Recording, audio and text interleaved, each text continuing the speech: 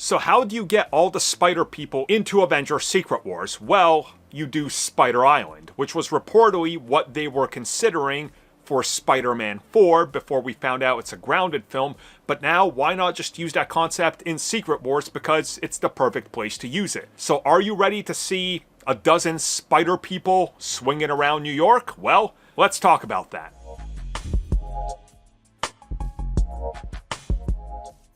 Avengers Secret Wars is said to be Avengers Doom World or Battle World scenario or whatever you want to call it. Essentially, all the multiverses that we've seen in live action and cartoons will be condensed onto one plane of existence on one planet, with Doctor Doom ruling all of it.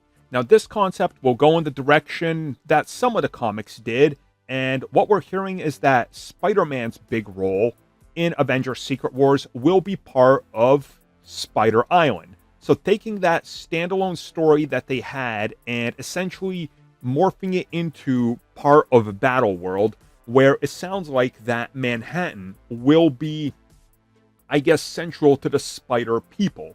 And in the comics, what happens is that pretty much all across the multiverse, everybody that's Spider-Man, anybody that might have ever been Spider-Man, they all sort of happen to be in New York. Now, it gets even crazier because random people just start popping off with Spider-Man powers. Everybody gets Spider-Man powers on Spider Island. It becomes a giant, sort of messy, convoluted mess. I'm not the biggest fan of it, but taking that concept does make sense. Because Marvel, in live action, they're never really taking anything one-to-one. What they're doing is taking elements, evolving it into a story that fits their needs, like Civil War or Infinity Gauntlet, and what we end up getting from the MCU is general basis, but again, reformed to match what they want. So let's talk about how Spider Island is going to play out in Avengers Secret Wars. So the idea seems to be to take just the most basic fundamental concept of Spider Island, aka a lot of spider people. Now, the idea will not be to have everybody have a spider power. They're not going to give us Captain America having Spider-Man powers. They're not going to give us The Thing or Iron Man or everybody just swinging around like Spider-Man. No, the concept will be in the MCU, per reports, to establish a corner of the world that is Spider Island. They're just on their own island that may or may not be shaped like Manhattan, and essentially they're there perpetually just being spider people, constantly fighting crime and their own villains. Now, this is also a counterpart to other worlds that are expected to appear, like Hulk World, for example, and others. And what we're going to be seeing is essentially all the live-action Spider-Men, so Tobey Maguire, Andrew Garfield, all existing in this world as well, along with some of the villains we've seen in live action, returning and potential new ones that are all battling out perpetually on this plane of existence in a battle world.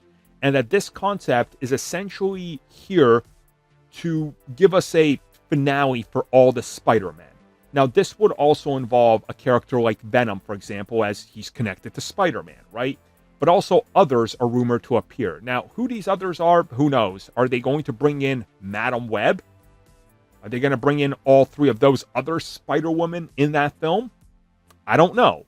But we keep hearing Tobey Maguire is 100% in it. Mayday Parker is in it. Andrew Garfield's Amazing Spider-Man is in it. You know, so they're going to do a couple of these types of characters that are already live action, but they want to introduce new ones. Chief among them being Miles Morales, which I'm going to get to in just a minute. Because what's been stated is that we're also going to see some of the animated stuff be a part of this. So think of the Amazing Spider-Man interacting with, I don't know, Spectacular Spider-Man, for example. Apparently, we might get that. And just like the Spider-Verse cartoon sort of space jammed in, which again is a crazy concept, but why not have fun with it? It's Secret Wars. You can get away with it. They already teased an animated world like this in Multiverse of Madness for a couple of seconds. So they're already playing with these expectations and ideas. So with that out of the way, let's now talk about Miles Morales. because per reports, this is where he's first gonna appear in the MCU. So Miles Morales does exist in the MCU. We know this for a fact. He's mentioned in Spider-Man Homecoming by his uncle, Uncle Davis. Obviously, at the end of the last Spider-Man film, we hear that the Morales family lives in the same building as him, so there's already things in motion. Sony has openly talked about doing a live-action Miles Morales film, but that's coming after they wrap up their multiverse story. Now, seeing how things are working out with Sony and Marvel Studios working together, it's quite obvious that the Miles Morales film is going to be something that they co-produce, because recently Tom Holland has stated Miles Morales, he's hoping to sort of pass the torch to him and have him play Spider-Man while he's sort of a mentor figure. And there's multiple Spider-Men, again, just like the comics. So enter Secret Wars. We're on Spider Island. One of these Spider-Men just happens to be Miles Morales, possibly the animated version, but at the same time, a live-action counterpart. Because we already know that the Prowler exists in live action. We saw that also in the last Spider-Verse film, and there is a hint, and they seem to be sort of leaning into this being Aaron Davis from Spider-Man Homecoming. So the connective tissue is already here to sort of give us the backstory and propel us into Miles already existing here and just sort of accept it. So then you think about Miles's role in this. Could it be that he's literally somebody that's fresh off of getting Spider-Man powers in the MCU, and he's going to be tossed in here, and he's like, I don't know why I'm here. And they're like, oh, you actually got powers.